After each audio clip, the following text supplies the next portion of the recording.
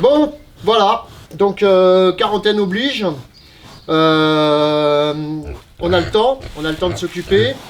On peut commencer à embêter son cochon, si vous en avez un. Si vous n'en avez pas, vous achetez des lardons, vous essayez de le reconstituer, ça vous donnera ça. Donc aujourd'hui, on va parler des tutos pièges. Bah écoutez, les tutos pièges, moi, ça va plutôt être les tutos emplacement. Les tutos, qu'est-ce qu'on met dedans. Et puis les tutos, pourquoi est-ce que le piège est si décrié? Parce qu'en fait, vous avez peut-être pu voir les pièges, tout le monde en parle, tout le monde dit gna gna gna.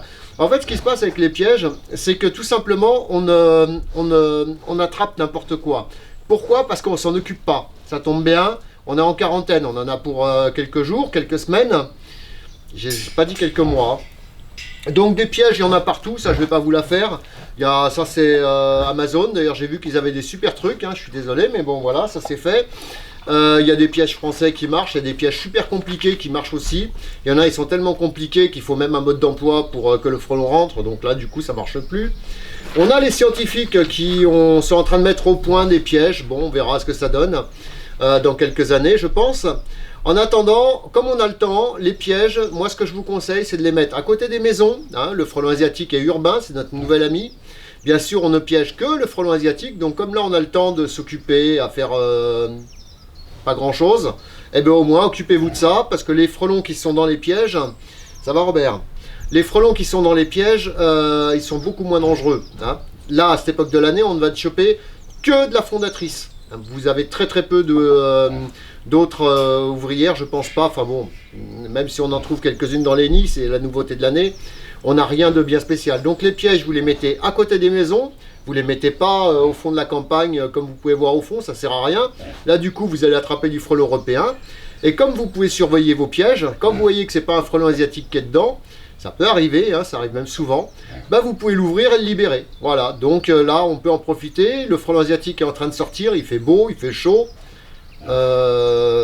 Génial. Donc on a le temps, on s'occupe de ces pièges. C'est très bon pour l'écosystème quand même de pouvoir éradiquer ce frelon asiatique, ou en tout cas le ralentir, parce que l'éradiquer c'est mort, hein, on n'y arrivera pas, vous avez tous bien compris. Donc les pièges, vous les mettez, vous les surveillez une fois tous les jours, deux fois par jour, 3 fois par jour. Et vous les mettez à côté des maisons, très près des maisons. Le frelon asiatique adore venir vous tourner autour, vous ne le voyez pas toujours, mais il est là.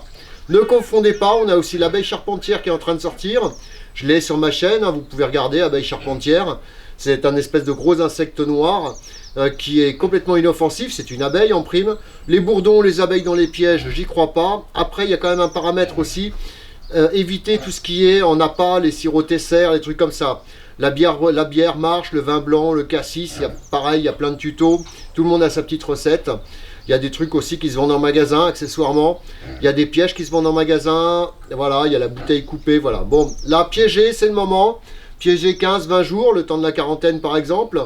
Et puis, par contre, piéger au mois de juin, juillet, ça ne sert à rien. Hein. Là, vous chopez des ouvrières. En effet, vos pièges se remplissent.